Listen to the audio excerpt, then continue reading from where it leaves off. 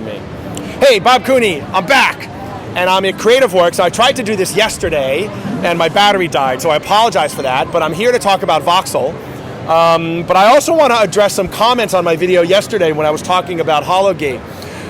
And somebody came on and made a comment about it being a ripoff, and they're selling something for $90,000 that you can buy for $20,000 or whatever. And I don't know the guy personally, but my guess is he's a VR enthusiast and he's running a VR arcade.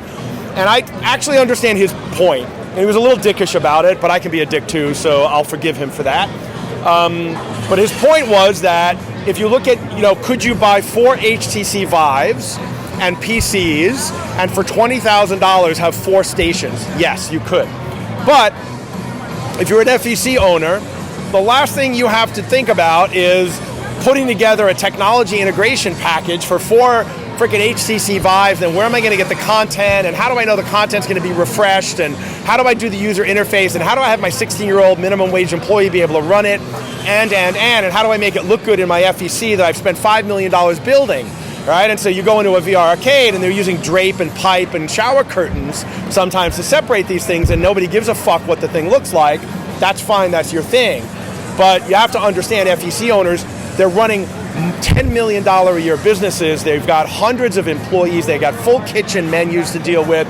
They've got hundreds of devices they have to manage as far as games and payment systems and POS and parties and corporate events and all this shit. They don't have time to think about it. So are they willing to spend $90,000 to have somebody else take care of that for them?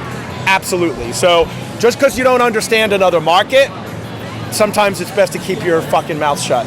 All right, so anyway, I want to turn around. I'm going to show you Voxel.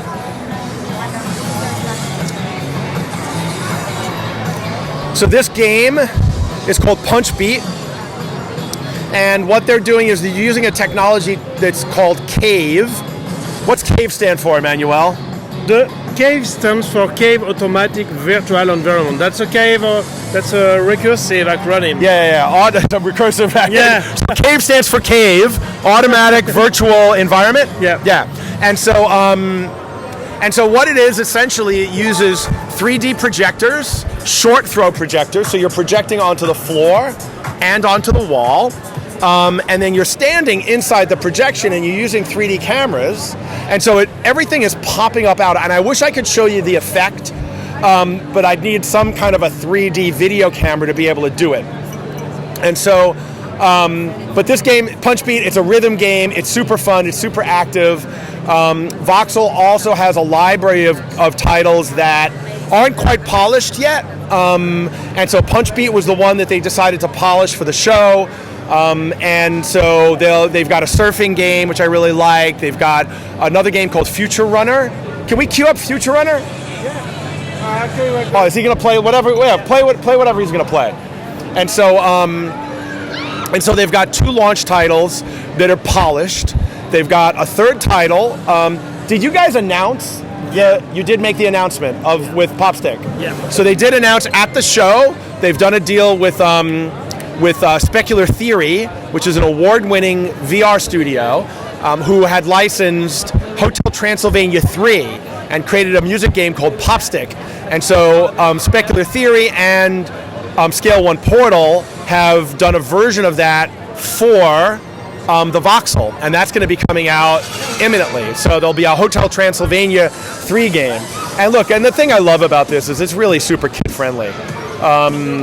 And so anybody can play it. You don't have to worry about the headsets. You don't have to worry about any of that shit.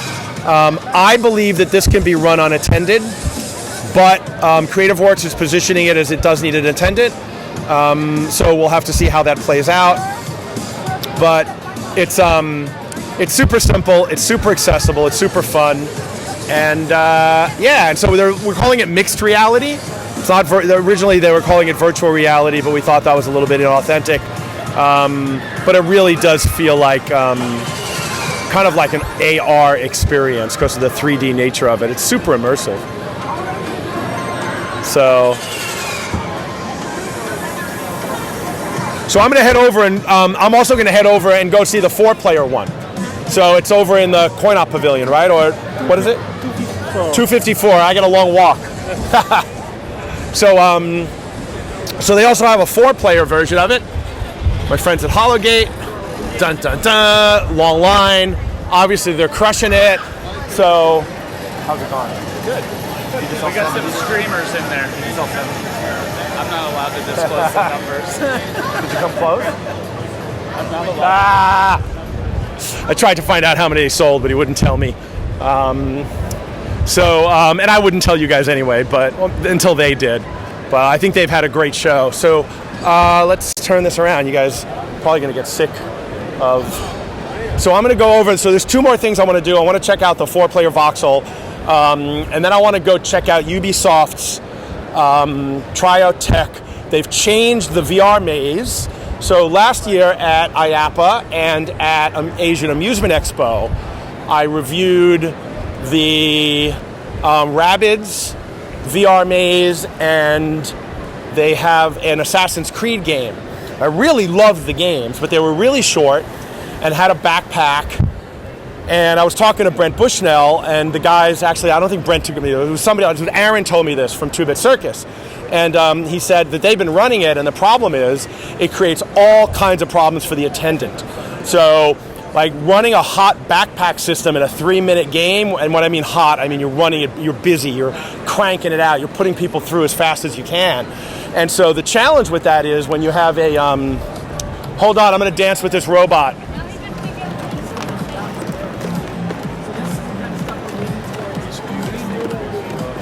All right, gotta dance with the robot when you see the robot. So, and so the problem with it is you have your employee who's putting a backpack on a new player every 3 minutes or 4 minutes, and they said it's just exhausting.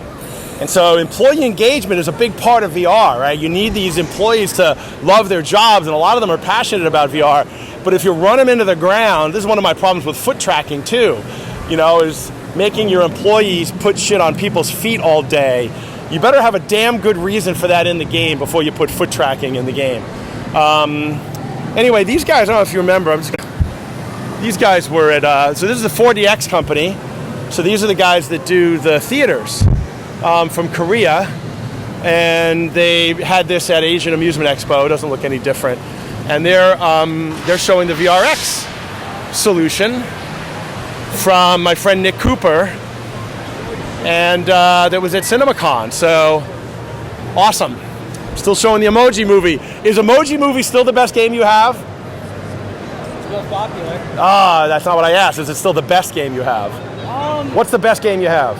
I personally like Pacific Rim. Okay, so Pacific Rim. All right, cool. Any new ones since Pacific Rim? What do you got? Well, right now we only got Pacific Rim and the Emoji Movie demoing because we don't got Wi-Fi. All right. Oh, yeah, no Wi-Fi. Wi-Fi at the show sucks, doesn't it?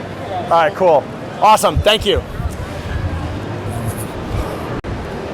That sucks. Because the Emoji Movie was terrible, but the game was actually kind of fun.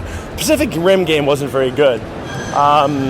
And so the problem with those guys is they're just getting marketing demos from the studios, and most of them suck.